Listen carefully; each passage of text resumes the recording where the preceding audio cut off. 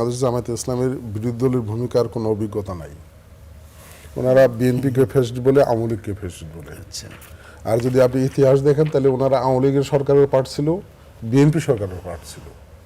ওনারা সারা জীবন চাটাই বিছাই করে এগুলোই বলে, যুক্তিতে না ফলে আমাদের মামুন ভাইরা সরকারের ভাগিদার সবসময় এগুলা বলে সবসময়। উনি যে ভাষায় কথা বলতেছে, মানে যে বিএনপি ক্ষমতায় থাকতে চায় না, জনগণ বলে ভাই।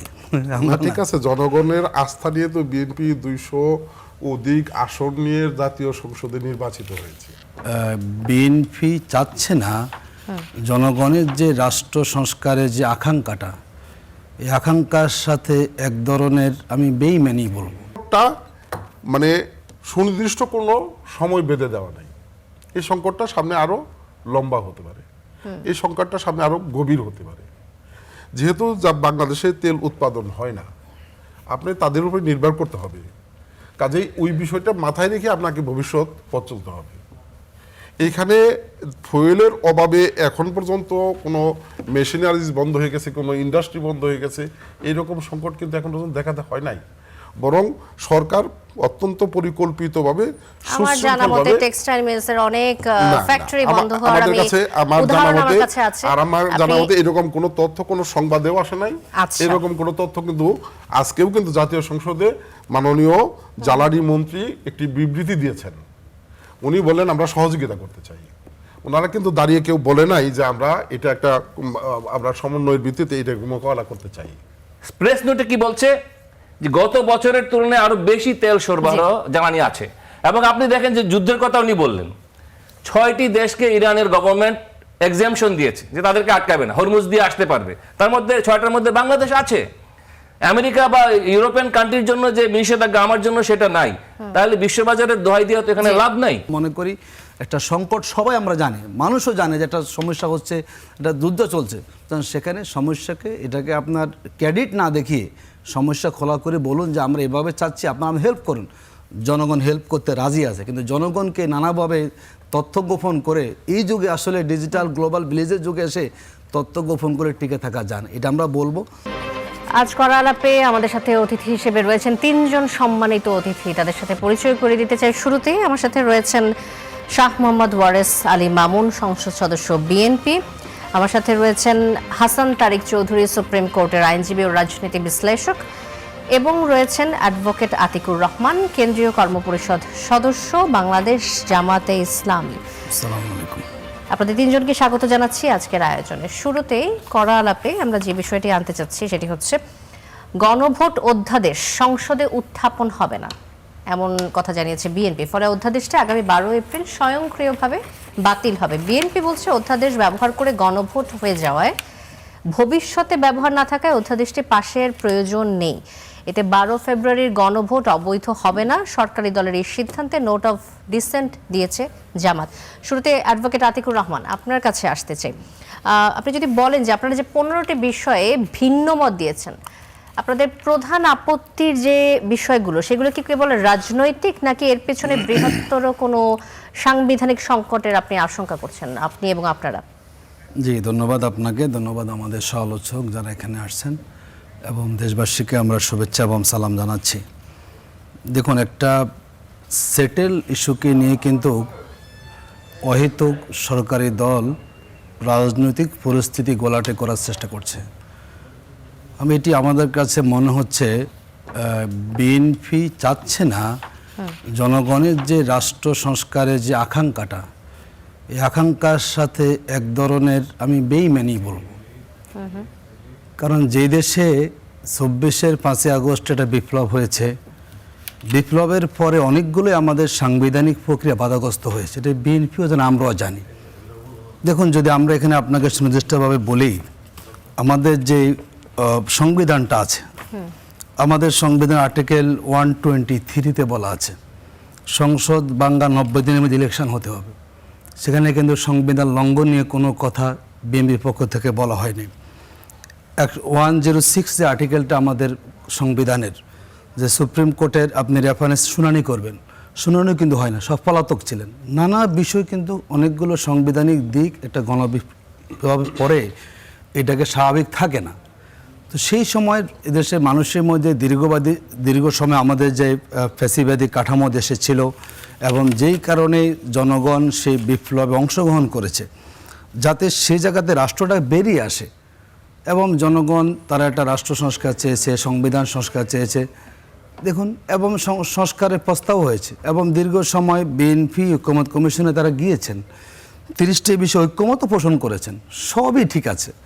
এবং তাদের এখন যিনি মুখপাত্র আছেন আমাদের মাননীয় স্বরাষ্ট্রমন্ত্রী, তিনি বারবারই বলেছেন যে গণভোট যদি হ্যাঁ হয়, এবং গণভোটের আদর্শও কিন্তু বলা আছে যে সকল দল এটা তারা বাস্তবায়ন করতে বাধ্য থাকিবেন।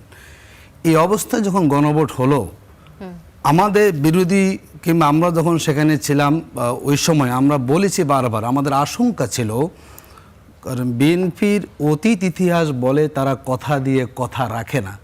কারণ 1991-এ যে ইলেকশনটা হয়েছে, ওই সময় একটা 3 দলীয় জোটের রূপরেখা হয়েছিল, সেখানে কেয়ারটেকার সরকার সিস্টেম চালু করার কথা ছিল।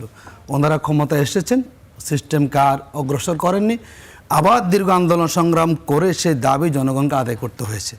সে আশঙ্কা থেকে জামাত ইসলামী সহ আমরা ভূমিকা রেখেছি এবং গত বছর 28শে অক্টোবর জামাতের সমাবেশে জামাতের সেক্রেটারি জেনারেল বলেছেন মিয়া গোলাম ফরওয়ার যে আমাদের আশঙ্কা কোনো একটা দল যদি তারা ক্ষমতা আসে, তারা এটাকে অকার্যকর করবে যদি একই দিনে গণভোট হয়ে যায়। এই গণভোট একই দিনে হলে কি হবে, তারা অকার্যকর করার তারা চেষ্টা করবে। আচ্ছা, গণভোট বাতিল হলে সংসদ নির্বাচনও বাতিল হওয়ার আপনারা বলছেন যে বাতিল হতে পারে, এমন হুমকির কথা বলছেন।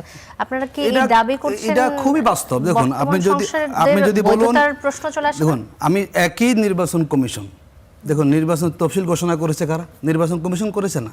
তো একই কমিশনের অধীনে যদি জাতীয় নির্বাচন বৈধ হয়, তাহলে একই কমিশনের অধীনে গণভোটটা অবৈধ কেন হবে? কোশ্চেন। দ্বিতীয়, 70% মানুষ যেখানে আপনাকে গণভোটে সংবিধান সংস্কারের জন্য আপনাকে ক্ষমতা দিয়েছে, আপনি যদি সংবিধানের মৌলিক স্ট্রাকচার পরিবর্তন করতে চান, এটি মানে সংসদে স্বাভাবিক আলোচনা দিয়ে এই পরিবর্তন টেকসই হবে না। কারণ যদি আপনি করেন, কিন্তু আদালতে যাবে, আবার সেটা স্টে হয়ে যাবে। এই যে সংবিধানকে টেকসই যে সংস্কারের যে পদক্ষেপ পেয়েছেন গণভোটের মধ্যে দিয়ে, জনগণকে যে আপনি সংবিধানে বলে যে সার্বভৌম ক্ষমতা আপনি মানেন, তাহলে সেই ক্ষমতার আলোকে যদি 70%কে আপনি ইগনোর করে যান, তাহলে আদৌ আসলে আমাদের রাষ্ট্র সংস্কারে জনগণের যে আকাঙ্ক্ষা, সে আকাঙ্ক্ষা কোনো বাস্তবায়ন হবে না। দ্বিতীয় হচ্ছে যে এই সংস্কারটা করলে বন্ধু বিএনপির কী অসুবিধা? যদি সত্যিকার তারা জনগণের জন্য রাজনীতি করে থাকে, যদি সত্যিকার বলে থাকে, তাহলে যেই জনগণ 70% তারা তাদের সার্বভৌম ক্ষমতা প্রয়োগ করেছে গণভোট দিয়ে, আপনি সেই জনগণের জন্য সরকার হচ্ছেন, আবার জনগণের যে সার্বভৌম ক্ষমতাটাকে আপনি মানতে চান না, তাহলে সরকারটা আপনি কাঁদেন।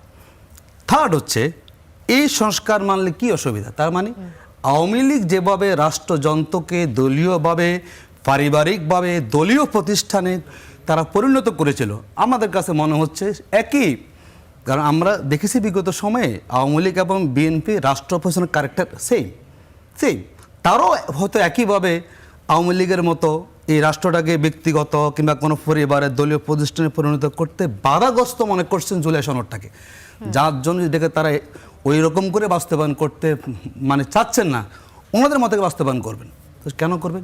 জনগণ যদি আপনি সম্মান করে থাকেন, তাহলে জনগণের সেই মতটাকে আপনি কেন রেসপেক্ট করতে পারবেন না? আমি যদি আপনাকে খুব দায়িত্ব নিয়ে বলি, যেই জায়গাগুলোতে ওনারা আপত্তি তুলেছেন, দেখুন ওনারা আমাদের যতগুলো এখানে আদেশ হয়েছে, ওনারা বড় আদেশে একমত, সেগুলো সংস্কারের কোনো পার্ট না। কিন্তু যেগুলো আমাদের সংস্কারের জন্য গুরুত্বপূর্ণ দিক, যদি আমরা বলি, আপনাকে খুব স্পষ্ট করে আমি বলি, এখানে আমাদের সুপ্রিম কোর্ট বিচারক নিয়োগ অধ্যাদেশ, এখান দিয়ে এখানে ফ্যাসিবাদ দলীয় বিচারক নিয়োগ হয়, তার মতো করে কোর্টকে ব্যবহার, এখানে ওনারা আপত্তি দিয়েছেন। জাতীয় মানবাধিকার কমিশন অধ্যাদেশ, যে গুম খুন এত কিছু হয়েছে, আমাদের স্বরাষ্ট্রমন্ত্রী নিজেও কিন্তু তিনি শিলং থেকে এসেছেন এই কারণেই, ওনারা সেখানে আপত্তি জানাচ্ছেন। গুম প্রতিরোধ প্রতিকার সুরক্ষা অধ্যাদেশ, যেটা আমাদের সুরক্ষা পাবে, সেখানে আপত্তি দিচ্ছেন। তার মানে হচ্ছে দুদক নিয়ে, মানে যেই জায়গাগুলো মূল সংস্কার আকাঙ্ক্ষা জনগণের, সেখানে ওনারা আপত্তি করছেন। সুতরাং এই আপত্তি রাষ্ট্রের জন্য কখনো সুখকর বার্তা বয়ে আনবে না। প্রশ্ন ধরেই আমি চলে আসতে চাই শাহ মোহাম্মদ ওয়ারেস আলী মামুন আপনার কাছে, যে বিশেষ কমিটির সদস্য ও বিরোধী দল জামাতে ইসলামের সংসদ সদস্য রফিকুল ইসলাম খান সাংবাদিকদের বলেছেন যে অধ্যাদেশগুলো যাচাইয়ের ক্ষেত্রে বিশেষ কমিটির বৈঠকে সরকারি দল সংখ্যাগরিষ্ঠতার জেরে কিছু বিষয় পাশ করানোর চেষ্টা করেছে। বিরোধী দলের সদস্যরা কিছু 14-15টি বিষয়ে একমত হননি, নোট অফ ডিসেন্ট দিয়েছেন। মানবাধিকার কমিশন যেমনটা বলছিলেন, আমাদের অ্যাডভোকেট আতিকুর রহমান বলছিলেন যে মানবাধিকার কমিশন, পুলিশ কমিশন, গুম প্রতিরোধ, সুপ্রিম কোর্টের স্বাধীন সচিবালয় প্রতিষ্ঠা, এসব বিষয়ে সংস্কার হয়েছে। তবে সরকারি দল নিজের মতো করে দলীয়করণ করার লক্ষ্যে সেগুলোকে আবার আগের জায়গায় ফিরে আনতে চান। এখন বিরোধী দল জামায়াতে ইসলামী যে অভিযোগটা করছে যে মানবাধিকার কমিশন, দুদক, এদেরকে যদি সংস্কারগুলো আপনারা বাতিল করে আগের জায়গায় ফিরিয়ে আনেন, দলীয়করণ করেন, মানে এটার আসলে কারণটা কি? এটা তো জনগণের ম্যান্ডেট নিয়ে আপনারা এসেছেন, এই সংস্কারগুলো করবেন, তাহলে কেন হচ্ছে না? ধন্যবাদ। প্রথমত আমি এই মাসটি আমাদের জাতীয় জীবনে একটি ঐতিহাসিক মাস। এই মাসে আমাদের জাতির সবচেয়ে বড় স্বাধীনতা যাত্রা শুরু হয়েছিল আনুষ্ঠানিক যুদ্ধ ঘোষণার মধ্য দিয়ে, যার ঘোষণার মধ্য দিয়ে জাতি স্বাধীনতা যুদ্ধে ঝাঁপিয়ে পড়েছিল, সারা দেশের মানুষ যুদ্ধে ঝাঁপিয়ে পড়েছিল। আমি তাদের প্রতি শ্রদ্ধা নিবেদন করছি। স্বাধীনতার মূল মন্ত্র গণতন্ত্র। এই গণতন্ত্র পুনরুদ্ধার সংগ্রামে 54 বছর যারা বিভিন্ন সময় শহীদ হয়েছেন, সর্বশেষ জুলাই যোদ্ধা সহ, আমি আমার দলের পক্ষ থেকে, প্রিয় দল বিএনপির পক্ষ থেকে আমি তাদের আত্মার প্রতি শ্রদ্ধা নিবেদন করছি। দেখুন, একটি বিষয় আমার কাছে যেটা মনে হয় যে একটি রাষ্ট্র পরিচালনার মূল জায়গাটি হচ্ছে সংবিধান। সংবিধান হচ্ছে একটি রাষ্ট্রের মূল জায়গা। সংবিধান অনুযায়ী রাষ্ট্র পরিচালিত হয়। তবে যখন কোনো বিপ্লব সংগঠিত হয়, যখন কোনো গণ অভ্যুত্থান সংগঠিত হয়, তখন জাতির প্রয়োজনে কিছু কিছু জায়গায় সংবিধানের বাইরেও কিছু সিদ্ধান্তে নিতে হয়, যেটি 1991 সালে নিতে হয়েছিল, যেটি 2024 বিপ্লবের পরে নিতে হয়েছে। এখন এখানে জুলাই সনদটাকে বড় ইস্যু করা হয়েছে। জুলাই সনদের বাইরে বা বিরুদ্ধে কিন্তু বিএনপি কখনোই যায় নাই। জুলাই সনদ করার ব্যাপারে যখন সংস্কার কমিশন গঠন করা হয়েছে, সেইখানে বিএনপির প্রতিনিধি দেয়া হয়েছে, সেইখানে বিএনপির প্রতিনিধিত্ব করেছে। উনি বিএনপির পক্ষে বিএনপির অবস্থানটি সেখানে পরিষ্কার করেছেন। সেইখানে জুলাই সনদ যেটি আদেশ করা হয়েছে, বিএনপি কিন্তু সব ইস্যুগুলোতে একমত পোষণ করে নাই। কিছু কিছু ইস্যুতে বিএনপি নোট অফ ডিসেন্ট দিয়েছে।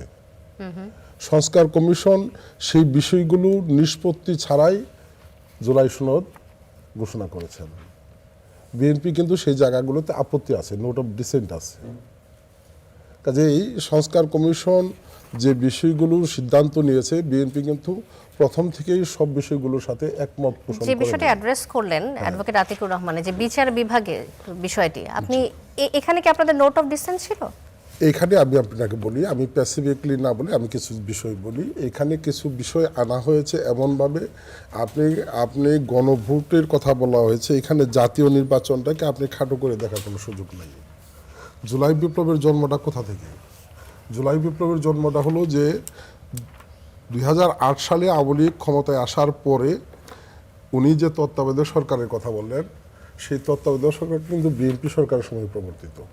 1996 সালে 12 জুনের নির্বাচনের আগে বিএনপি তত্ত্বাবধায়ক সরকার বিল এনে তত্ত্বাবধায়ক সরকারের নির্বাচন অনুষ্ঠিত হয়েছে।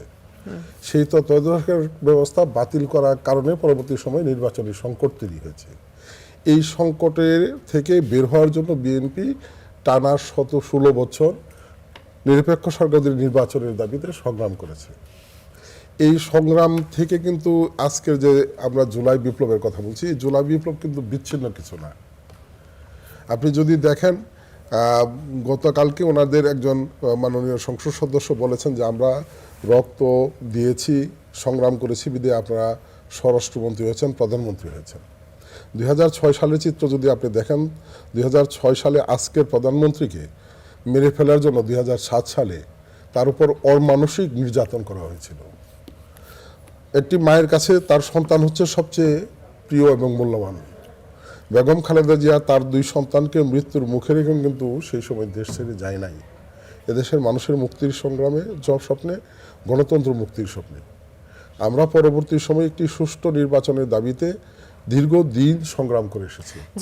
আমাদের মূল ইস্যুটা ছিল একটি সুষ্ঠু নির্বাচনের মধ্য দিয়ে জাতি যে সংকট, সেই সংকট থেকে সুষ্ঠু উত্তরণ। নির্বাচন হয়েছে, আমি জনগণের একটু- ম্যান্ডেট নিয়ে বিএনপি একটু শেষ এসেছে। করি। আমি একটু মনে করিয়ে দিতে চাই যে 90-এর এই যে 3 জোটের রূপরেখার বাস্তবায়নের প্রতিশ্রুতি দিয়ে ক্ষমতায় গিয়েছিল বিএনপি, কিন্তু তখনও সেই প্রতিশ্রুতি তারা বাস্তবায়ন করতে পারেনি। এমন কোনো প্রতিফলন কি আমরা এবারও দেখতে পাবো কিনা? এইরকম প্রতিশ্রুতি বাস্তবায়ন কোনটা করে নাই, এটা যদি আপনি স্পেসিফিকলি বলেন আমি বলতে পারবো। 91-এর সরকার যে সম্মিলিত যে রূপরেখা, সেই রূপরেখা অনুযায়ী কিন্তু তত্ত্বাবধায়ক নির্বাচন হয়েছে এবং নির্বাচনে পরবর্তী 3 জোটের সময় রূপরেখার কথা বলছি আমি। জি। তিন জোটের রূপরেখার বেশিরভাগই কিন্তু বাস্তবায়ন করেছে বিএনপি।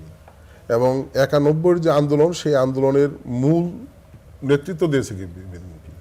82 সাল থেকে 90 সালের যদি আন্দোলন আপনি দেখেন, সেইখানে 86 সালের নির্বাচনে স্বৈরাচার, আমরা বলি এরশাদের, যেখানে ঘোষণা করা হয়েছিল যে স্বৈরাচারের সাথে যারা নির্বাচনে যাবে তারা জাতীয় বিমান হিসেবে চিহ্নিত হবে। সেই 86 সালের স্বৈরাচার এরশাদের অধীন নির্বাচনে কিন্তু বাংলাদেশ আওয়ামী লীগ গণতন্ত্র মুক্তির সংগ্রাম থেকে সরে গিয়ে স্বৈরাচারের নির্বাচনে অধীনে অংশগ্রহণ করেছে। আজকের যে জামাত ইসলামী, জামাত ইসলামী কিন্তু 1986 সালের নির্বাচনে গণতন্ত্র মুক্তির আন্দোলন থেকে সরে গিয়ে স্বৈরাচারের অধীনে নির্বাচনে অংশগ্রহণ করেছে। কাজেই যদি এর দায়ভার বিএনপির কাঁধে তুলে দেওয়া হয়, এটা রাজনৈতিক মিথ্যাচার, অসত্য কথা।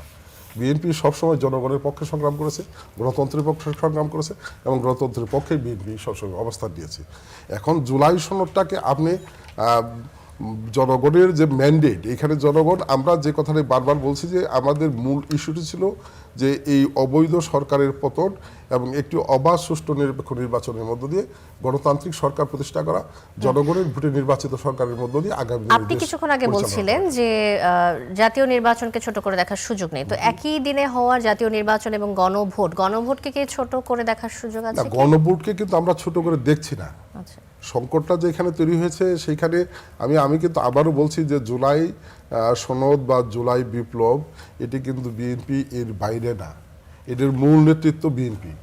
17 বছরের যে ধারাবাহিক আন্দোলন, আমরা জুলাই বিপ্লব আমাদের ছাত্র জনতার জীবন গেছে, আমরা তাদের প্রতি শ্রদ্ধা জানাই, এটা অস্বীকার করার কোনো সুযোগ নাই। এটা অস্বীকার করলে জাতির অস্তিত্বের সাথে অস্বীকার করা হবে। কিন্তু আপনি যদি গত 17 বছর বিএনপির 4,500 নেতাকর্মী হত্যা, গুম, খুনের শিকার হয়েছে, ইলিয়াস আলী গুম হয়েছে, বেগম খালেদা জিয়াকে অন্যায়ভাবে সাজা দিয়ে জেলখানায় ঢোকানো হয়েছে, ওনাকে চিকিৎসার সুযোগ দেওয়া হয় নাই। বেগম খালেদা জিয়া, আমি এভাবেই বলতে চাই যে বেগম খালেদা জিয়া যদি সেই সময় সরকারের সাথে আতাত করে আন্দোলন থেকে সরে যেত, হয়তো জুলাই বিপ্লবের জন্ম হতো কিনা, জুলাই আন্দোলনের জন্ম হতো কিনা, এটাও কিন্তু একটা প্রশ্ন। বেগম খালেদা জিয়ার এই ত্যাগ, বিএনপির এই ত্যাগ, বিএনপির 38 লক্ষ নেতাকর্মীর বিরুদ্ধে মিথ্যে মামলা, 17 বছরের বিএনপি সমস্ত জুলুম নির্যাতন সহ্য করে এই আন্দোলনটাকে টেনে এনেছে। এই আন্দোলনের একটা চূড়ান্ত ফসল এসেছে জুলাই বিপ্লবের মধ্যে দিয়ে, শাহ যেটি মোহাম্মদ জুলাইয়ে ওয়ারেস আলী ঘটেছে। মামুন, আবারও আসবো আপনার কাছে। হাসান তারিক চৌধুরী, আপনার কাছে আসতে চাই যে গণভোট অধ্যাদেশ পাশ হলে কোনো ক্ষতি আছে কিনা? এই অধ্যাদেশ পাশ না হলে 12 ফেব্রুয়ারির গণভোট নিয়ে আসলে ভবিষ্যতে কোনো ধরনের আইনি চ্যালেঞ্জ মোকাবেলা করতে হবে কি? ধন্যবাদ আপনাকে। এইটা এই সময়কালের সবচেয়ে, আমি বলবো যে টক অফ দ্য টাউন। দেখেন, আমাদের গোটা ব্যাপারটাই দেখতে হবে সংবিধানের আলোকে। যেহেতু এই সংসদ বসেছে এই সংবিধানকে মেনে, শপথ হয়েছে এই সংবিধানকে মেনে, এবং যে রাষ্ট্রপতি নিয়ে এত কথাবার্তা, সেই রাষ্ট্রপতিকে প্রধান মেনে তার ইমামতিতে সবাই শপথ নিয়েছে। কেউ কিন্তু বলেনি যে এই রাষ্ট্রপতির অধীনে আমরা শপথ নেব না, কারণ তিনি ফ্যাসিবাদের দোসর ইত্যাদি ইত্যাদিতে কেউ কিন্তু তখন বলেনি। হাফ ডান কোনো কিছু হয় না। যেহেতু এই সংবিধানকে মেনে এই সংসদ বসেছে, ফলে সংবিধানের যেটুকু এখনো পর্যন্ত অবশিষ্ট আছে সেটাকে অক্ষরে অক্ষরে মেনেই কিন্তু সরকারকে চলতে হবে, পার্লামেন্টকে চলতে হবে। এবং আপনি দেখেন যে ক্ষমতায় যাওয়ার আগে একটি রাজনৈতিক দল জনতার মঞ্চে বা রাজপথে অনেক কথাই বলতে পারে, কিন্তু একটি দল যখন সরকারে যায়, সরকারের দায়িত্ব নেয়, তখন কিন্তু সে রাজপথের ভাষায় কথা বলতে পারে না, কারণ তার মধ্যে তখন অনেক আইনি সাংবিধানিক বাধ্যবাধকতা এসে যায়, এবং যেটার জন্য আদালতের দরবারে তাকে জবাবদিহি করতে হয়। আজকে বাংলাদেশে গণভোটের ব্যাপারে আমি মনে করি যে গণভোটের নামে আমাদের জাতিকে প্রতারিত করা হয়েছে। গণভোট আমাদের সংবিধান অ্যালাউ করে না। আমাদের সংবিধানের 142 অনুচ্ছেদে স্পষ্ট করে বলা আছে যে আপনি যদি কনস্টিটিউশনে হাত দিতে চান তাহলে আপনাকে পার্লামেন্টের মাধ্যমে যেতে হবে। তাহলে পার্লামেন্টের বাইরে যদি অন্য কোনো পন্থায় আপনি যেতে চান, তাহলে এই সংবিধানকে সবার আগে ছুঁড়ে ফেলে দিতে হবে। কেউ কিন্তু এই সংবিধানকে ছুঁড়ে ফেলে দেয় নাই। যদি একটি বিপ্লবী সরকার গঠিত হতো, শহীদ মিনারে শপথ নিত বা মানিক মিয়া এভিনিউতে শপথ নিত এবং বিপ্লবী সংবিধান রচনা করত, তাহলে এই গণভোটের অনেক বৈধতা আছে। কিন্তু যদি আপনি বিদ্যমান সংবিধানকে মানেন, তাহলে এর কোনো আইনি বৈধতা নাই। বিধায় কিন্তু উচ্চ আদালতে এর নামে রিট ফাইল হয়েছে এবং সেটি রুলও ইস্যু হয়েছে। এখন একটা ভুল আমাদের পদ্ধতিগত হয়ে গিয়েছে, কিন্তু আমরা কি ভুলের পিছনে দৌড়াতে থাকবো? এই ভুলের দায় কার? এই ভুলের দায় ক্রিয়াশীল সমস্ত রাজনৈতিক দলের। কারণ জনগণ তো এত সংবিধানের পাতা পৃষ্ঠে উল্টে উল্টে পড়ে না, পলিটিশিয়ানদেরকে পড়তে হয়, আইনজীবীদেরকে পড়তে হয়। জনগণ মোটা দাগে কি চেয়েছে? একটা স্বৈরাচারী সরকারের পতন চেয়েছে। ফলে আজকে যারা বিপ্লব বিপ্লব বলে চিৎকার করছেন, আমাদের মনে রাখা উচিত বিপ্লবের সংজ্ঞা কিন্তু তা নয়। সরকার পতনের আন্দোলন মানেই কিন্তু বিপ্লব নয়। তাহলে এরশাদ বিরোধী আন্দোলন একটা বিপ্লব, বা খালেদা জিয়ার যখন ক্ষমতাচ্যুত হয়েছিলেন সেটিও একটি বিপ্লব। প্রত্যেকটি সরকার পতনের আন্দোলনকে একটি করে বিপ্লব বলতে হবে। এত বিপ্লব বাংলাদেশে হয় নাই। বিপ্লব মানে গোটা সমাজ ব্যবস্থার আমূল পরিবর্তন। অর্থাৎ আপনি যখন সমতার কথা বলবেন, নারী পুরুষ বৈষম্যের অবসান ঘটবে, ধনী গরিবের যে বৈষম্য তার অবসান ঘটবে, ধর্মভিত্তিক যে বৈষম্য তার অবসান ঘটবে এবং সকল মানুষ সমান অধিকার পাবে, সেটা হলো বিপ্লব। সেটা কি হয়েছে? যেই বৈষম্য বিরোধী আন্দোলনের কথা আমরা শুনতাম এই অভ্যুত্থানের সময়, জুলাই অভ্যুত্থানের সময়, আজকে বৈষম্য বিরোধিতা আলাপটা কোথায়? কথা তো ছিল কোটা নয় মেধা। আমরা কি এখন কোটার, দলীয় কোটার দাপট দেখতে পাচ্ছি না? কথা তো ছিল দুর্নীতিকে কবর দেওয়া হবে। তাহলে কেন অন্তর্বর্তী সরকারের উপদেষ্টাদের নামে এত দুর্নীতির আলাপ? তাহলে জনগণ কি প্রতারিত হয়নি?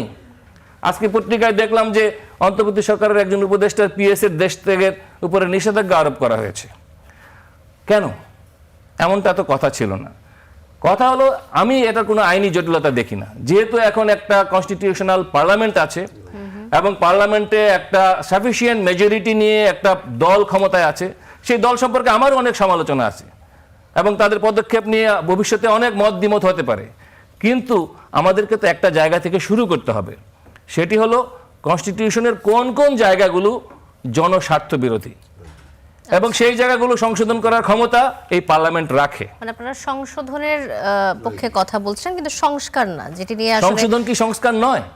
অবশ্যই সংস্কারের একটি অংশ। তারা সংস্কার বলতে পুরো সংবিধান আসলে কি মিন করছেন সেটা আমি জানার চেষ্টা করব অ্যাডভোকেট আতিকুর রহমানের কাছে। সংস্কার বলতে আসলে কতটুকু সংশোধন আপনারা চাচ্ছেন? আমি একটু যুক্ত করতে চাচ্ছি এটার সাথে। সেটা হলো যেমন ধরেন আমাদের এই যে জুলাই সনদের মূল জায়গাগুলো কিন্তু বিরোধী দল আলোচনায় আনতেছে না।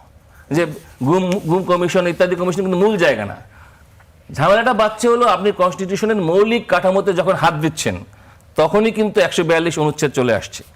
অর্থাৎ আপনি যখন প্রধানমন্ত্রীর মেয়াদের প্রশ্ন আনবেন, আপনি যখন দ্বিকক্ষ বিশিষ্ট পার্লামেন্টের কথা বলবেন, আপনি যখন সংবিধানের যে সংস্কার পরিষদ গঠনের কথা বলবেন, যেটাকে আমরা কনস্টিটিউয়েন্ট অ্যাসেম্বলি বলি, এবং আমাদের মৌলিক অধিকারের জায়গায় যখন আপনি হাত দেবেন, তখন এটা আপনার মূল কাঠামোকে পাল্টে দেওয়ার প্রশ্ন চলে আসে। সরকার হ্যাঁ ভোটের পক্ষে কেন প্রচারণা চালিয়েছিল? তাহলে এই প্রশ্নটা চলে আসে। সরকার যদি তাই হয়, আপনি তো সরকার তো তৎকালীন সরকার তো এখনকার সরকার বিএনপি সরকার, তারাও তো আসলে হ্যাঁ ভোটের পক্ষে প্রচারণা তখন দল হিসেবে বিএনপি করেছে, সরকার হিসেবে নয়। দল হিসেবে হ্যাঁ ভোটের পক্ষে দাঁড়িয়েছে অন্তর্বর্তী সরকার।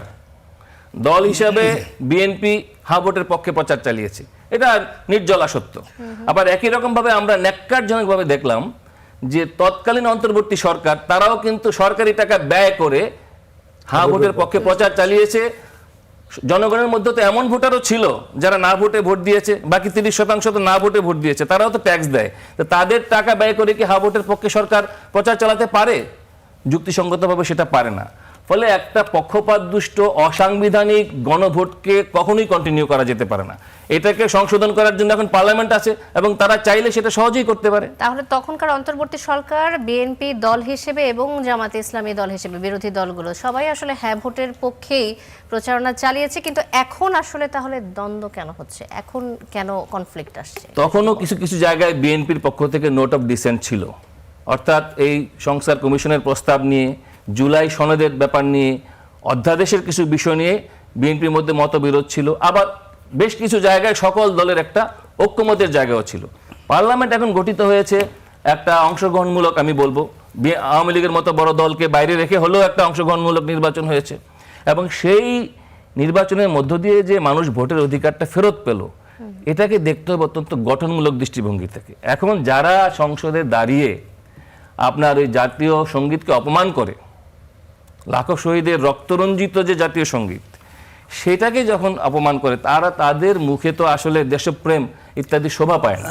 তো এখন আপনাকে দেখতে হবে একটা দেশপ্রেমিক স্পিরিট থেকে, একটা গঠনমূলক স্পিরিট থেকে আমাদের পার্লামেন্টকে এবং গণভোটকে দেখতে হবে। জি, ধন্যবাদ হাসান তারেক চৌধুরী। আবার আসবো আপনার কাছে, অ্যাডভোকেট আতিকুর রহমান, আপনার কাছে আসতে চাই। এই যে আপনাদের দল নিয়ে একটা অভিযোগ, আপনারা জাতীয় সঙ্গীতের প্রতি সম্মান প্রদর্শন করেননি, আবার আমরা দেখি শহীদ মিনারে আপনারা শ্রদ্ধা প্রদর্শন করতে যাচ্ছেন। আসলে নিজেদের মধ্যেই কি আসলে নীতির কোনো কনফ্লিক্ট আছে, এরকম কোনো বিষয়, না কোন দিকে থাকতে চান? শুনেন, যখন যুক্তিতে না পারে কেউ তখন এই উদ্ভট কথাগুলো সামনে নিয়ে আসা হয়। আমাদের উনি বিজ্ঞ লার্নেড, আমিও একই কোর্টে আমিও প্র্যাকটিস করি।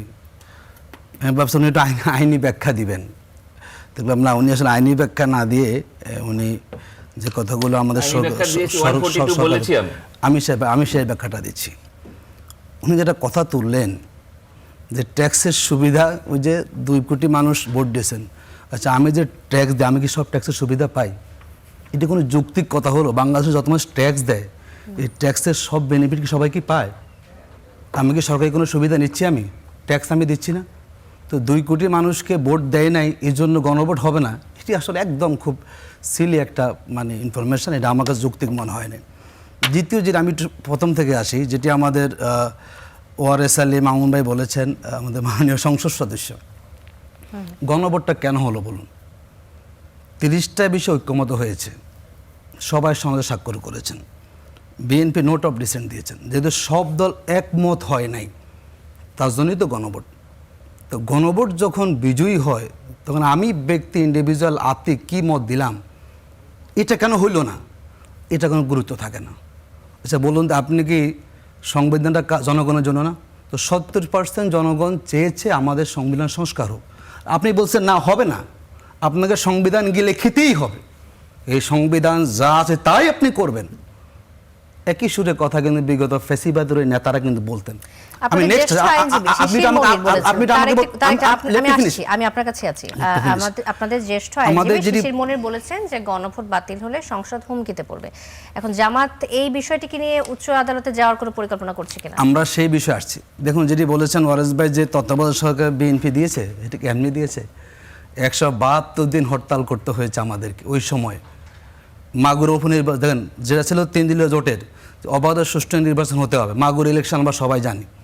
এরপরে কেয়ারটেকার সরকার নেই, ওনারা কিন্তু করেননি, মানে দিয়েছেন কখন, একদম যখন একদম না পারতে তখন দিয়েছেন। একটা নির্বাচন করেছেন একতরফা, আবার সংসদ ভেঙে দিয়েছেন, মানে একদম বাধ্য হয়েছেন তখন দিয়েছেন। নেক্সট হচ্ছে, দেখুন আমরা যারা এখানে কথা বলছি আজকে, আমরা তাড়াতাড়ি কেন ভুলে যাই? এত স্মৃতিশক্তি আমাদের কমে যায় কেন? 24-এর গণবিপ্লবটাকে কোন রাজনৈতিক দল করেছে? ছাত্ররা করেছে, সাধারণ মানুষ করেছে। 1400 মানুষ সেখানে জীবন, 30,000 সেখানে আহত হয়েছে, পঙ্গুত্ব। এখনও বহু মানুষ। আপনি কেন ভুলে যান এই 12টা ইলেকশন কোনো স্বাভাবিক ইলেকশন, যে একটা সরকার মানে বিদায় নিয়েছে, স্বাভাবিক ফরম্যাটে কেয়ারটেকার হয়েছে, এটা কি স্বাভাবিক কোনো গভর্নমেন্ট ছিল? কেন আপনি সংবিধানে দোহাই দিচ্ছেন না? আমি তো বললাম না, এই যে আপনি বললাম যে 123 যে আর্টিকেলটা আছে, ইনি কথা বলুক আমাদের হাসান ভাই, যে ওখানে লেখা আছে সংসদ বাংলে 90 ইলেকশন কেন হয় নাই? আপনি এই প্রশ্ন কেন তোলেন নাই? 18 মাস ইলেকশন কেন হচ্ছে না? 18 মাস বিনা পরে ইলেকশন হলো না, মানে ইলেকশন হওয়ার পরে এখন আপনি আবার সব সংবিধান ব্যাখ্যা দিচ্ছেন। জনগণকে এগুলো বললে হয় কি?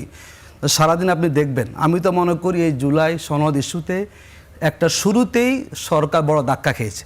এই ধাক্কা আমার এমন জায়গায় যাবে শেষ পর্যন্ত, কিন্তু আমার তো মনে হয় যে ওনারা পিছনে জানি, আমরা তো ওনারা 5 বছর ক্ষমতা থাকে মনে করি, আমরা কার্যকর মনে হচ্ছে ওনারা 5 বছর ক্ষমতা থাকতে চাচ্ছেন না, যার জন্যই যেই জনগণ গণবিপ্লব করেছে এটা মস্করা করছেন, একটা মনে হয় যে মানে তুচ্ছ তাচ্ছিল্য করছেন। এই কাজটা কিন্তু শেখ হাসিনা করেছিল, টিকতে পারেন। জনগণের সাথে যারা প্রতারণা করে, যারা জনগণের ম্যান্ডেটকে সম্মান দেখায় না, বর্তমান সময়ে যারা এদেশে তরুণ প্রজন্মের আকাঙ্ক্ষার বিরোধী অবস্থান গ্রহণ করে, টুডে অর টুমরো এই পরিণাম তাদেরকে ভোগ করতেই হবে। জামাত এখন কি পদক্ষেপ নেবে? উচ্চ আদালতে যাওয়ার কথা আমরা অবশ্যই নেব। দেখুন, যদি হাসান ভাই বলেছেন যে দলীয় কোটা, দেখুন ডক্টর খলিল সাহেব বলুন, আমরা তখন বলছিলাম যে খলিল সাহেব দেখুন এটা কি ধরনের একটা দলীয় লোক। উনি থেকে ইঞ্জিনিয়ারিং করেছেন, বিএনপিকে 2/3 মেজরিটি দিয়েছেন যাতে তারা এরকম মানে সংস্কারটা নিয়ে টালবাহানা করতে পারে। খলিল শাহ পররাষ্ট্র মানে মন্ত্রী হয়েছেন কোনো দলীয় পদ ছাড়াই। এই যে সংবিধানে আমরা আর্টিকেল 59(1) আর্টিকেল আছে যে স্থানীয় সরকার নির্বাচনে সব নির্বাচিত প্রতিনিধি থাকবেন, ওনারা সব দলীয় লোক নিয়োগ দেন, যারা মনোনয়ন পান নাই। তা আপনি কোথায় সংবিধান মানছেন? আপনি সংবিধান মানছেন, আপনার যেটা মানে ক্ষমতাকে একটু বেশি করে নিয়ন্ত্রণ, সে জায়গায় আপনি সংবিধান মানছেন। আর জনগণের যেখানে রাইট সংবিধানের, সেখানে আপনি সংবিধান মানছেন না। এটি কিন্তু কখনো দেশের জন্য সুখকর না। আমাদের মনে রাখতে হবে এটা গণবিপ্লব হয়েছে। আমি আটটা আসছি, দেখুন যেটি বলেছেন কিন্তু আসবে আইনি প্রক্রিয়া। আমাদের দল আমরা মনে করি পার্লামেন্টে আলোচনা হোক, এটি আমাদের ডেমোক্রেসির সৌন্দর্য। যদি সেখানে না হয় আমরা আইনি জায়গায় যাবো, কারণ আপনি খুব স্বাভাবিক বিষয়, একই কমিশন দিল আপনাকে ইলেকশনে মানে তফসিল করলো, আপনি একটাকে একটা মানলেন না, কারণ আমার হাত দুইটা আপনি এক হাত মানেন নাই, হবে কিছু বলেন তো, অপূর্ণাঙ্গ হয়ে গেলেন। যদি আপনি ডান হাতকে মানে বাম হাতকে আপনাকে মানতে হবে। এখন বিএনপি ডান হাত মানছে, ক্ষমতা আছে, আর বাম হাত মানে না কেন? এখানে তো অসুবিধা আছে, ক্ষমতা টেকসই করা যাবে না, মানি না।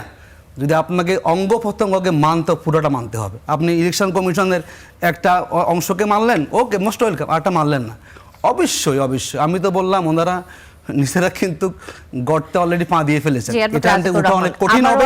অনতি বিলম্বে সংসদে টালবাহানা না করে, আইন না বুঝিয়ে, জনগণকে সংবিধানে মুখোমুখি না করে, দেখুন কান টানলে কিন্তু মাথা আসে। জি ধন্যবাদ। মনে শাহ রাখতে মোহাম্মদ হবে ওয়ারেস আলী মামুন, কারোর জন্য সুখকর আপনারা হবে কি না। 5 বছর ক্ষমতায় থাকতে চান না? এই প্রশ্নটি দিয়ে শুরু করি। আর এই যে বারবার অভিযোগগুলো আসছে যে কেন এই বিরোধী দলের আপত্তি বারবার আসছে একই বিষয়গুলোতে, গণ অভ্যুত্থানের পরে আপনারা কেন শুরুতেই এই বিষয়টি নিয়ে সবচেয়ে বেশি চিন্তা করেনি যে জনগণের আকাঙ্ক্ষা পূরণ করতে হবে? এই ম্যান্ডেট নিয়েই তো এসেছিলেন। দেখেন, আমি প্রথমত যেটা বলতে চাই যে সেটা হলো যে বাংলাদেশ জামায়াতে ইসলামের বিরোধী দলের ভূমিকার কোনো অভিজ্ঞতা নাই। ওনারা বিএনপিকে ফেসড বলে, আওয়ামী লীগকে ফেসড বলে। আর যদি আপনি ইতিহাস দেখেন তাহলে ওনারা আওয়ামী লীগের সরকারের পার্ট ছিল, বিএনপি সরকারের পার্ট ছিল।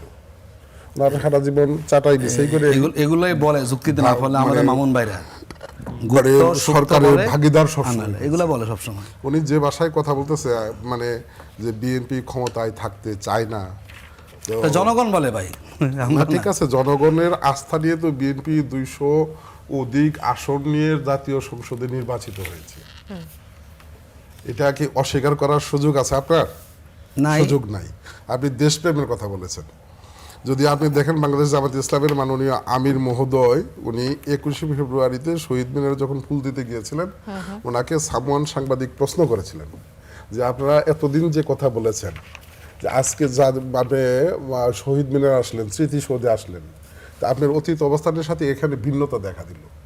উনি উত্তর দিলেন যে আমি সাংবাদিক বাধ্যবাধকতা পালন করার জন্য এসেছি। উনি কিন্তু দেশপ্রেমে উদ্বুদ্ধ হয়ে বা ভাষা আন্দোলনের উদ্বুদ্ধ হয়ে বা স্বাধীনতা যুদ্ধের প্রতি উদ্বুদ্ধ হয়ে ওই শহীদ মিনারে যায় নাই। উনি বিরোধী দলীয় নেতা, সেই সাংবিধানিক বাধ্যবাধকতা পালন করা গেছে, যেটার মধ্য দিয়ে ওনাদের রাজনৈতিক আদর্শের চরিত্রটা জাতির সামনে পরিষ্কার। এখন প্রশ্ন সেটি হলো যে আপনার এই যে জুলাই সনদের কথা বলছেন, জুলাই সনদের জন্মটা কোথা থেকে হলো?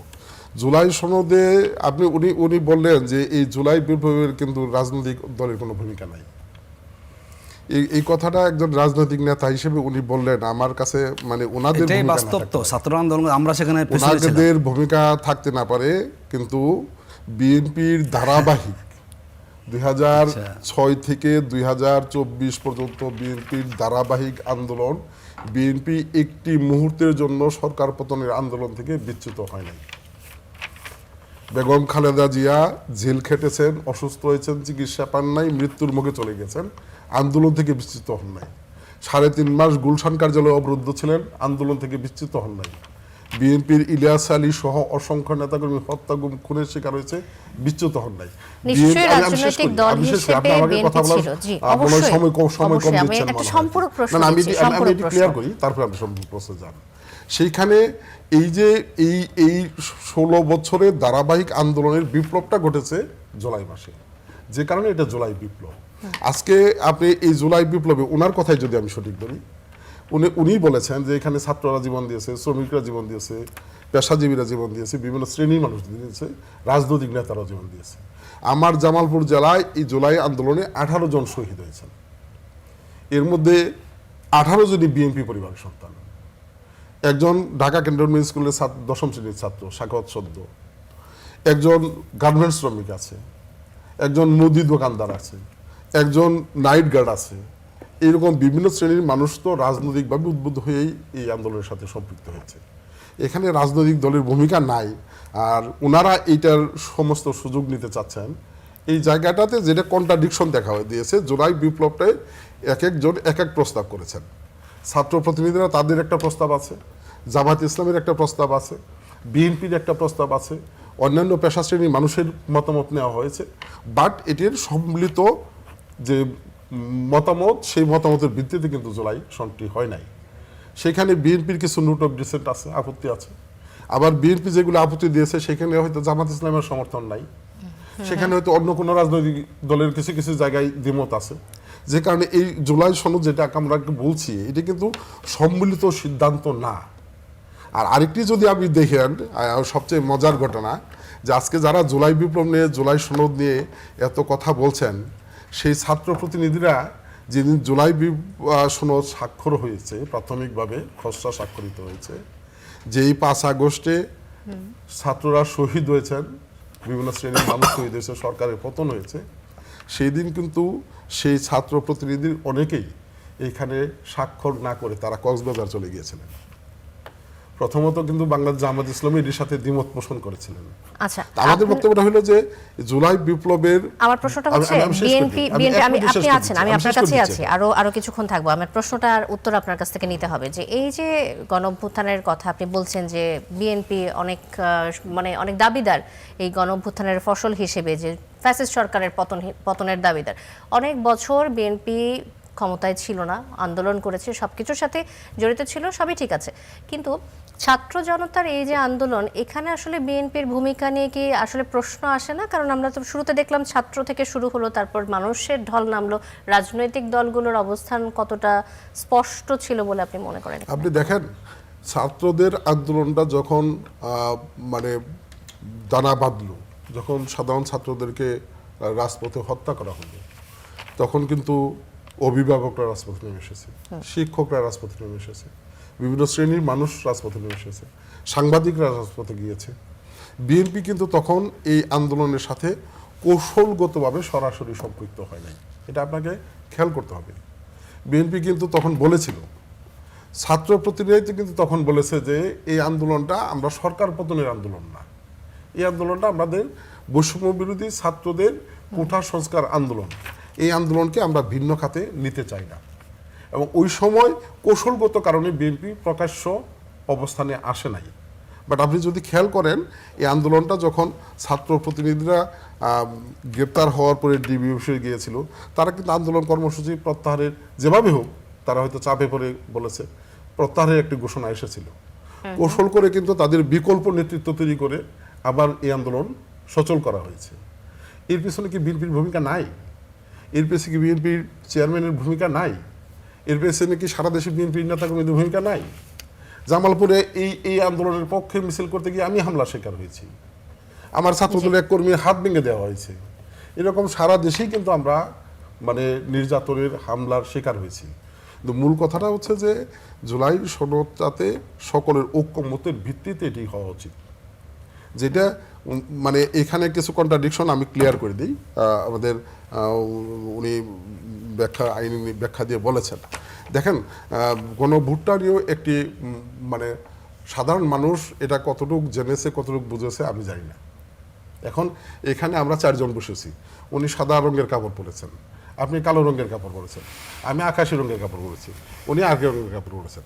এখানে আপনি ওইখান থেকে প্রশ্ন করা হলো যে এখানে সবাই কি কালো পরেছে না সাদা পরেছে? আমাকে হয় হ্যাঁ বলতে হবে, না করলে হা বলতে হবে।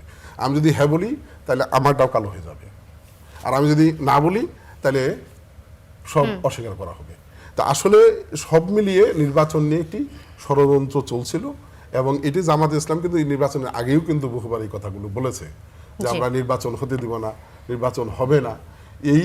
এই ষড়যন্ত্রের হাত থেকে আমরা রক্ষা পেয়েছি একটি সুষ্ঠু নির্বাচনের মধ্য দিয়ে। আমরা যে কথাটি বলতে চাই যে সংবিধান হচ্ছে একটি জাতির মূল ভিত্তি।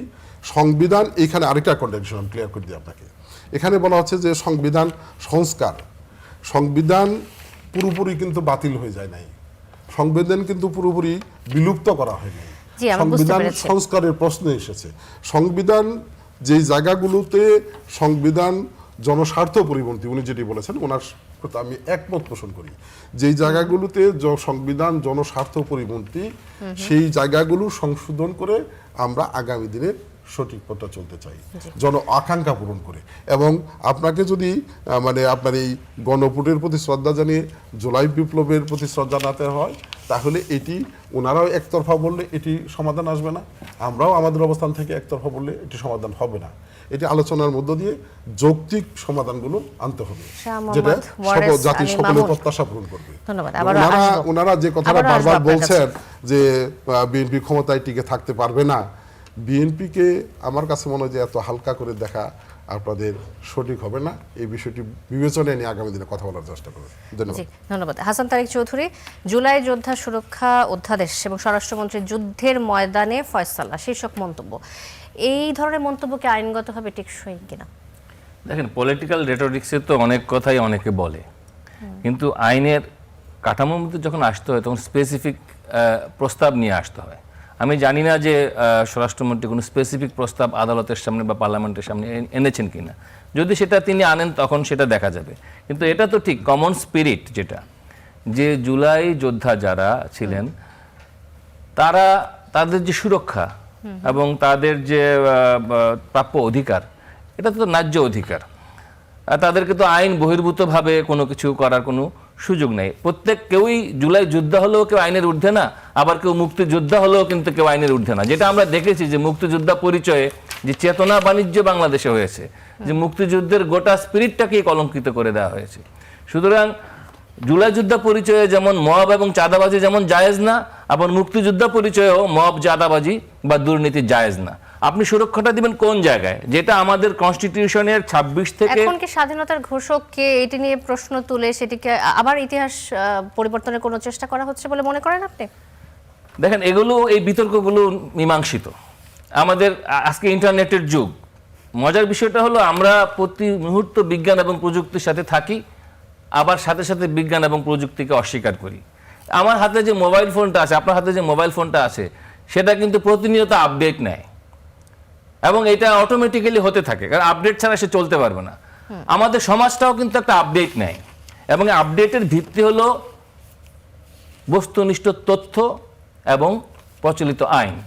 ফলে আমাদের স্বাধীনতার ঘোষককে কোন আন্দোলনের নেতৃত্ব কে দিয়েছে এই নিয়ে কিন্তু কোনো এখনকার এই প্রযুক্তির যুগে, এই ইন্টারনেটের এই ইনফরমেশন ফ্লাডের যুগে এটা নিয়ে বিতর্কের কোনো অবকাশ নেই। এই বিতর্ক তারাই তৈরি করে যারা মূল জায়গাটায় হাত দিতে চায় না, যারা চায় না যে জনসংখ্যার অর্ধেকেরও বেশি নারীকে যারা ঘরে পাঠিয়ে দিতে চায়, যারা নারীকে রাষ্ট্রের পরিচালনার মূল কাঠামোতে আনতে চায় না, তারা কিন্তু এই বিতর্কগুলোকে নিয়ে আসে। এবং আপনি এটা একটা সমতার সমাজ আমরা চাই। আপনি দেখেন আমাদের দেশে কেন একজন নারী প্রধানমন্ত্রী হবে না, আমাদের দেশে কেন একজন নারী রাষ্ট্রপতি হবে না, আমাদের দেশে কেন একজন নারী প্রধান বিচারপতি হবে না, এই জায়গায় যাদের ঘোরতর আপত্তি, আলাপটা হবে সেখানে। আপনি একটা অন্তর্ভুক্তিমূলক সমাজের কথা ছিল জুলাই অভ্যুত্থানে, অন্তর্ভুক্তির জায়গাটা কোথায়? আমরা পার্লামেন্টে কি চেহারা দেখলাম? এই যে ভাই বিএনপি করেন, ওনাদের মতো দল মাত্র 10 জন নারীকে নমিনেশন দিয়েছে। তো তারা কি অন্তর্ভুক্তিমূলক সমাজ করলেন? জনসংখ্যার অর্ধেকেরও বেশি নারী। আসল কথা হলো এই মুনাফেকিটা আমরা কিন্তু, এই দ্বিচারিতা আমরা কিন্তু দেখি এবং জনগণ প্রত্যেকটি অভ্যুত্থানে কিন্তু বারবার প্রতারিত হয়। আমরা মনে করি আইন সেই প্রতারণার জায়গাটাকে বন্ধ করে দেয় এবং সেটার জন্য দরকার হলো আইনের শাসন। এখন যারা মানব রচিত আইনে বিশ্বাস করে না, যারা মনে করে মানব রচিত আইন হলো কুফরি, তাদের সঙ্গে তো মানব রচিত সংবিধান নিয়ে কথা বলা যাবে না, তাদের সঙ্গে তো ফিকাহ নিয়ে কথা বলতে হবে, কোরআন এবং সুন্নাহ নিয়ে কথা বলতে হবে। তো সুতরাং আপনাকে এজেন্ডা ঠিক করতে হবে যে আপনি কোন জায়গায় থাকবেন। আপনি অর্ধেকটা মানবেন, অর্ধেকটা মানবেন না, তা কিন্তু হয় না। আপনাকে ঠিক করতে হবে আপনি আপনার এজেন্ডা কি। আজকে আমরা কথা বলতে বসেছি গণভোট নিয়ে, কথা হবে গণভোট নিয়ে, আমরা কিন্তু রবীন্দ্রসঙ্গীত নিয়ে আলোচনা এখানে করব না। তো সে কারণে আমাদেরকে সব কিছুকে সাংবিধানিক আলোকেই দেখতে হবে। এবং আমি শুরুতেই বলেছি, আপনি যদি ওই আলাপে না যান তাহলে পার্লামেন্টে বলেন যে এই সংবিধান যেন ছুঁড়ে ফেলে দেওয়া হয়। আচ্ছা, আলোচনাটা সেখান থেকে হতে পারে। আমি এবার অ্যাডভোকেট আতিকুর রহমান আপনার কাছে একটু আসতে চাই একটু ভিন্ন প্রসঙ্গে, যে তেলের যে সংকট, অকটেনের যে সংকট, এই পরিস্থিতিতে no fuel card, no petrol, octane নীতি গ্রহণ করেছে বিভিন্ন জেলা প্রশাসন। এখন ফুয়েল কার্ড দেখে পেট্রোল পাম্প থেকে গ্রাহককে জ্বালানি তেল সংগ্রহ করতে হবে। তেল সরবরাহের সময় দেখা যাবে যে কার্ডধারী ব্যক্তি আগে কত তারিখে এবং কি পরিমাণ তেল নিয়েছেন। এইভাবে জ্বালানি তেলের চলমান বিশৃঙ্খলা কি দূর করা সম্ভব কিনা? আমি আপনার এই প্রশ্ন উত্তর দেব খুবই সংক্ষিপ্ত। তার আগে কিছু কথা এখানে চলে এসেছে, একটু সংক্ষেপে করতে যেটি হবে, এখানে আমাদের শেষে আমাদের দেখে চলে এসেছে। হাসান ভাই বলেছেন সংবিধান ছুঁড়ে ফেলা। এই বক্তব্য আমাদের বেগম জিয়া দিয়েছেন 11 সালে, জনগণের সরকার আসলে এই সংবিধান ছুঁড়ে ফেলা হবে। বক্তব্য এখনও কিন্তু নেটে আছে, খুঁজে পাবেন। তো এটা উনিই বলেছেন বক্তব্য, যদি এখন সেই সংবিধান নিয়ে ফ্যাসিবাদের আমলে যেটাকে আওয়ামী লীগ তার দলীয় মানে ইশতেহার বানিয়ে ফেলেছিল, সেটাকে তো মায়া কান্না সেখানে করছেন। দেখুন আমাদের বক্তব্যটা কোথায়, বারবারই কিন্তু আমরা লাঞ্ছিত হয়ে যাচ্ছি। আমাদের হাসান ভাই তিনি বলছেন আমি তো আলোচনার মূলে আছি, তিনি আশপাশে গিয়েছেন। জামাত কী চায় দেখুন, জামাত এখন 31% মানুষ জামাতের সঙ্গে ভোট দিয়েছে। এবার 31% মানুষ, অনেক ন্যারেটিভ জামাতের বিরুদ্ধে হয়েছে, কিন্তু জামাতের এবং বিএনপি এবং জামাত যেখানে ইলেকশন করেছে দাঁড়িপাল্লা এবং হলো দানের শীষ, সেখানে মাত্র ভোটের ব্যবধান 10%। জি, আমরা আমি তো আসছি, যদি আমাদের যেটি বর্তমান মূল প্রসঙ্গে চলে আসি, যেটি মূল অনেকক্ষণ বক্তব্য তো দেখুন, আলোচনা হলো এই বিষয়টা আমাদের নিয়ে। সংস্কারটা হলো সংবিধানের বেসিক স্ট্রাকচার পরিবর্তনীয়। আমি বারবারই বলছি, সংবিধানের আর্টিকেল 142 কিন্তু সংবিধান সংশোধন করা যায়। জনগণের দাবি হলো এই যে আপনি অনেকগুলো বলছেন না, এই যে আমাদের নারী আসন বৃদ্ধি, বিরোধী ডেপুটি স্পিকার দেওয়া, আমাদের আফার হাউস, এটি বিএনপির 31 দফার ভিতরে আছে। ওনারা কীভাবে আফার হাউস করবেন?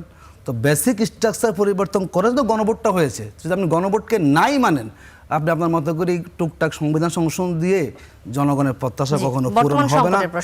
আমরা সংকট দেখুন, আমাদের সংকটটা আমাদের মূলত সরকার তৈরি করেছে। এটাকে সরকার সংকট মনে করে না। পৃথিবীর বহু দেশে এই যুদ্ধের পরে এটাকে জাতীয় সংকট বলা হয়েছে, যে সবাই মিলে আমরা বসবো। দেখুন এখন পর্যন্ত কি সরকার বলেছে বিরোধী দলকে যে আপনারা সবাই মিলে বসে, আমরা তো জাতীয় সংকট, দলের সংকট। সবাই মিলে বসলে আপনারা কি সমাধান দিবেন? অভিযোগ দেব আমরা, আমার সুযোগ আছে না। না, একটা যখন ন্যাশনাল ক্রাইসিস হয় তখন বের হয়ে আসে, কিন্তু সরকার এটাকে জাতীয় ক্রাইসিস মনে করছে না, দলীয় ক্রাইসিস মনে করছে। দেখুন মন্ত্রী বলেন তেল আছে, তো তেল দিচ্ছেন না কেন?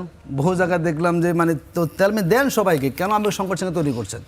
আমরা মনে করি সরকারকে জনগণ স্পষ্ট বলা উচিত যে আমাদের এই বাস্তবতা আছে, আপনারা বুঝুন, আপনারা আমাদের সহযোগিতা করুন, যেমন সহযোগিতা করবে। কিন্তু সেই কাজটা না করে বহু কথা বলে এই বিভ্রান্তি মূলত সরকারই ছড়াচ্ছে। আমরা মনে করি একটা সংকট সবাই আমরা জানি, মানুষও জানে যে একটা সমস্যা হচ্ছে, একটা যুদ্ধ চলছে, তখন সেখানে সমস্যাকে এটাকে আপনার ক্রেডিট না দেখিয়ে সমস্যা খোলা করে বলুন যে আমরা এভাবে চাচ্ছি, আপনারা হেল্প করুন। জনগণ হেল্প করতে রাজি আছে, কিন্তু জনগণকে নানাভাবে তথ্য গোপন করে এই যুগে আসলে ডিজিটাল গ্লোবাল ভিলেজের যুগে এসে তথ্য গোপন করে টিকে থাকা যান, এটা আমরা বলবো। যদি সরকার আমরা হেল্প করবো, যেখানে আমাদের সুযোগ থাকবে কথা বলার, অবশ্যই আমরা জাতীয় সঙ্গে মোকাবেলা করার চেষ্টা আমরা করব। আমি একটু শেষ দিকে এসে বলি, আমরা জুলাই সনদকে আমাদের দলীয় কোনো ক্রেডিট মনে করছি না, এটি জনগণের ক্রেডিট এবং জনগণ সেটি করেছেন। এবং আমরা সেখানে সরকার আমাদেরকে তারা মনে করেছে আমরা সমস্যা, তারা আমাদের নিষিদ্ধ করেছিল এবং তখন বলেছিল যে এর পিছনে জামাত শিবির আছে, আমরা নিষিদ্ধ হয়েছিলাম। তারপর আমরা বলি না আমরা করেছি, জনগণ করেছে এবং জনগণের সে আকাঙ্ক্ষার প্রতিফলনটা আমরা সরকারের কাছ থেকে এখন দেখতে চাই। জি ধন্যবাদ। এবার আমি আপনার কাছে আসতে চাচ্ছি, এই প্রসঙ্গে যদি বলেন যে আমাদের সড়ক পরিবহন সেতু মন্ত্রী শেখ রবিউল আলম তিনি যে মন্তব্যটি করেছেন যে আমাদের এই তেলের কোনো সংকট নেই, কোথাও কোনো তেলের অসুবিধা নেই, অথচ মন্ত্রী পরিষদের সভায় অন্যান্য এমপিরা, মন্ত্রী পরিষদ না এমপিদের সভায় তারা অভিযোগ করেছে যে এই ধরনের বিশৃঙ্খল অবস্থা কেন সৃষ্টি হচ্ছে, এমন অভিযোগটা এসেছে ফেলো এমপি মেম্বারদের কাছ থেকে। তাহলে আপনি যদি বলেন যে এই জ্বালানি খাতের চলমান বিশৃঙ্খলা দূর করার জন্য আসলে কি পদক্ষেপ নিচ্ছেন, নাকি প্রসঙ্গ থেকে সরে গিয়ে ঢাকা দেওয়ার চেষ্টা, এটা কি আসলে ঠিক? প্রথমত আমি আপনার কথার আপত্তি করি। আপনি যেটি বলেছেন যে মানে বিশৃঙ্খলা, জ্বালানি সংকট, বিশৃঙ্খলা, এটা জ্বালানি নিয়ে যে বিশৃঙ্খলার কথা আপনি বলেছেন, আপনি বিশৃঙ্খলার আপত্তি করছেন। আচ্ছা, আমার প্রশ্নটা হচ্ছে আমি কেন? শেষ করি, আপনাকে কথা বলতে দেন প্লিজ। জি জি অবশ্যই। জ্বালানি সংকটটা তৈরি হয়েছে কই থেকে? যুদ্ধের কারণে। এই সংকটটা কিন্তু শুধু বাংলাদেশ না, এই সংকটটা বিশ্বের প্রায় 39টি দেশে তৈরি হয়েছে এবং 39টি দেশেই কিন্তু জ্বালানি দাম বাড়ানো হয়েছে, সংকট দেখা দিয়েছে। বাংলাদেশ একমাত্র দেশ যেখানে এখন পর্যন্ত জ্বালানির মূল্য বাড়ানো হয় নাই। মূল্য বানানো হয়নি কিন্তু আমি- দাবি আমি শেষ করে আচ্ছা দিই। আমি একটু আমি- না, কথা বলতে এটা দেন না। প্রাসঙ্গিক আমি প্রশ্ন, আপনাকে এটা কথা বলতে প্রাসঙ্গিক দেন না। প্রশ্ন, আমি কিন্তু চলে আসছে। প্রতিবারই আমার কাছে 3বার এসেছেন, 3বারই আপনাকে আমাকে আমি থামিয়ে আপনার দিয়েছেন। কাছেই আছি, আমি কিন্তু এটা আমার ক্লিয়ার করে দিই, প্রসঙ্গটা আপনি বলতে এটাকে হবে তো। ক্লিয়ার করে দেন, আমি ক্লিয়ার করি আপনাকে। সেটা হলো যে এই সংকটটা মানে সুনির্দিষ্ট কোনো সময় বেঁধে দেওয়া নাই। এই সংকটটা সামনে আরো লম্বা হতে পারে, এই সংকটটা সামনে আরো গভীর হতে পারে। যেহেতু বাংলাদেশে তেল উৎপাদন হয় না, আপনি তাদের উপর নির্ভর করতে হবে। কাজেই ওই বিষয়টা মাথায় রেখে আপনাকে ভবিষ্যৎ পথ চলতে হবে। এইখানে ফুয়েলের অভাবে এখন পর্যন্ত কোনো মেশিনারিজ বন্ধ হয়ে গেছে, কোনো ইন্ডাস্ট্রি বন্ধ হয়ে গেছে, এইরকম সংকট কিন্তু এখন পর্যন্ত দেখাতে হয় নাই। বরং সরকার অত্যন্ত পরিকল্পিতভাবে আমার জানা মতে সুশৃঙ্খলভাবে টেক্সটাইল মিলসের অনেক না, ফ্যাক্টরি না, বন্ধ হওয়ার আমাদের আমি কাছে আমার জানা উদাহরণ আমার মতে কাছে আছে। আর আমার জানা আপনি- মতে এরকম কোনো তথ্য কোনো সংবাদেও আসে নাই। আচ্ছা। এরকম কোনো তথ্য কিন্তু আজকেও কিন্তু জাতীয় সংসদে মাননীয় জ্বালানি মন্ত্রী একটি বিবৃতি দিয়েছেন। উনি বললেন আমরা সহযোগিতা করতে চাই। ওনারা কিন্তু দাঁড়িয়ে কেউ বলে নাই যে আমরা এটা একটা আমরা সমন্বয়ের ভিত্তিতে এটা মোকাবেলা করতে চাই।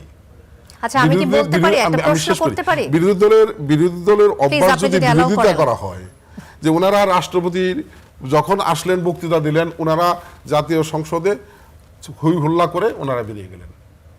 আবার ওই রাষ্ট্রপতির বক্তৃতার উপর আচ্ছা, ওনারা আমরা আলোচনা করছেন। শেষ পর্যায়ে আছি, আমি আমাকে একটু আমি যে প্রশ্নটা কথাটি করতে বলে হচ্ছে, আমাকে শেষ অনুমতি করতে দিন। চাই যে সংকটটি কেন হয়েছে। সংকটটি হয়েছে মানুষের মধ্যে একটি শঙ্কা তৈরি হয়েছে যে হয়তো সামনে তেল পাওয়া যাবে না, যে কারণে একই মোটরসাইকেল, এটা আমার নিজের চোখে দেখা, যে 5টি মোটরসাইকেল আপনার মানে যারা বাইকার তারা হলো অন্তপক্ষে 20 জন। একটি মোটরসাইকেল পাম্পে যাচ্ছে, গিয়ে তেল নিয়ে আসছে, যিনি নিয়ে আসলেন উনি এসে আবার আরেকজনকে দিতেছে, উনি আবার ওই মোটরসাইকেলটা নিয়ে ঘুরে এসে আবার তেল নিতেছে। এটাকে যদি আপনি নিয়ন্ত্রণ করতে না পারেন তাহলে এই সংকট মোকাবেলা করা কঠিন। কাজে এই যে সিদ্ধান্তটা যেটি নেওয়া হয়েছে এটা আমি মনে করি জনস্বার্থে নেওয়া হয়েছে। আচ্ছা, আর একেবারে যে শেষ আমি পর্যায়ে আমি আছি। শেষ পর্যায়ে একটা কথা বলি, আপনি আমাকে বলতে দিচ্ছেন না, আমাকে একটু বলতে হবে জি, এই জি, প্রশ্নটা, বলেন, জি। যে আপনাদের এমপিরাই যখন বলছেন যে জ্বালানির সংকট আছে এবং এই অবস্থা সত্যিকারের বিশৃঙ্খলা তৈরি হচ্ছে, আমি ওই সেখানে মিটিংয়ে একজন সড়ক পরিবহন সেতুমন্ত্রী কিভাবে এটা অস্বীকার করেন? আমি নিজেই জাতীয় সংসদের সদস্য হিসেবে বিএনপি সেই মিটিংয়ে আমি ছিলাম এবং সেইখানে আমি বলেছি, আমি কি বলেছি যে মানে আওয়ামী লীগের সরকারের সময় আমরা দেখেছি যে আওয়ামী লীগ তথ্য দিয়েছে একরকম, বাস্তবতা হলো আরেক রকম, যেটা জাতি মনে করেছে যে জাতিদের সাথে প্রতারণা করা হয়েছে। আমরা যেন সেই জায়গাটিতে না যাই, এটা আমাদের গঠনমূলক সমালোচনা আমরা করেছি ভবিষ্যতের সঠিক পথ চলার জন্য। এইটি আপনি যেভাবে বলছেন আমার কাছে সমস্যাটা কিন্তু এভাবে আলোচনা হয় নাই যে আমরা মানে ভুল করতেছি বা মিথ্যা তথ্য দিচ্ছি, নট দ্যাট। আমরা সতর্ক করেছি যে আমাদের বাস্তবতা নিয়ে সতর্ক পথ চলা উচিত, আমরা যেন মিথ্যা তথ্য না জি, দিই। জি। আমি হয়তো আমার কাছে আপনি আসবেন, আমি আরেকটা কথা বলে আর দিই। খুব বেশি সময় নেই, একটা আসলে minute আমাকে বলে দিই আরেকজন আমি। অতিথির কাছে মূল যেতে হবে। মূল জায়গাটা যেটা দেখেন, একটা রাষ্ট্র পরিচালনার মূল জায়গা হলো সংবিধান, আর একটা প্রেক্ষাপটে জুলাই সনদের জন্ম হয়েছে। এই আমরা যাতে সংবিধান এবং জুলাই সনদকে মুখোমুখি না করি। জুলাই সনদ অবশ্যই সংবিধানের ভিত্তিতে আলোচনা করে সমন্বয় করে সংবিধানের ভিত্তিতেই হতে হবে। সংবিধানের বিরুদ্ধে জুলাই সনদ হতে পারে না, নাম্বার 1। নাম্বার 2 হলো যে জাতীয় নির্বাচন এবং গণভোট, এখানে কিন্তু জাতীয় নির্বাচন এবং গণভোটকেও মুখোমুখি করা ঠিক হবে না। জাতি পরিচালিত হয় জাতীয় নির্বাচনের ভিত্তিতে। জি। এই বিষয়টি মাথায় রেখে জি। আমরা আগামী দিনের পথ চলবো এবং আমরা মনে করি যে বিরোধী দল শুধুমাত্র বিরোধিতা করা সংসদে দায়িত্ব, বাইরের দায়িত্ব, বা ওনারা যেটা বলতেছেন যে বিএনপি খুব তাড়াতাড়ি ফেলে দিবে, এই কারণে ওনারা শুধু আমরা স্যার বিরোধিতা 5 করে বছর যাবে। থাকেন, আপনারা তাড়াহুড়ো করতেছেন। এই জি, শাহ চিন্তা মোহাম্মদ ভুল ওয়ারেস আলী মামুন। জায়গা থেকে ওনারা সরে আসবেন। আগামী দিনে ধন্যবাদ, সঠিক পথে ধন্যবাদ। চলবেন। হাসান তারেক চৌধুরী, একদম ছোট করে শুনতে চাই যে জ্বালানির যে সংকট আমরা দেখছি, আপনি কি সেটি দেখেন কিনা? দেখেন, প্রবলেম হলো আমাদের দেশের গভর্নমেন্ট কখনো প্রবলেমকে অ্যাড্রেস করতে চায় না, আবার অ্যাড্রেস করলেও সেটাকে লুকিয়ে রাখতে চায়। সারা বাংলাদেশের সমস্ত মিডিয়া সাক্ষী যে বিএনপির এমপিদের সভায় তারা ক্ষোভ প্রকাশ করেছেন টোটাল অব্যবস্থাপনা নিয়ে, এবং সেটা সংশ্লিষ্ট মন্ত্রীকে তার কানে যাতে পৌঁছায় সেই বিষয়ে তারা গঠনমূলক উপায়েই তারা বলেছেন। তারা তো চেয়ার ভাঙাভাঙি করবেন না নিজেদের দলের সবাই। এখন আমরা পাবলিক রাস্তায় কি দেখি? আমরা পাবলিক রাস্তায় সংকট দেখি, আবার পত্রিকায় এটাও দেখি যে বিভিন্ন পেট্রোল পাম্পে হাজার হাজার লিটারের চোরাই মজুদ ধরা পড়ছে। আজকেও ধরা পড়েছে। তাহলে তার মানে কি এখানে একটা সিন্ডিকেট?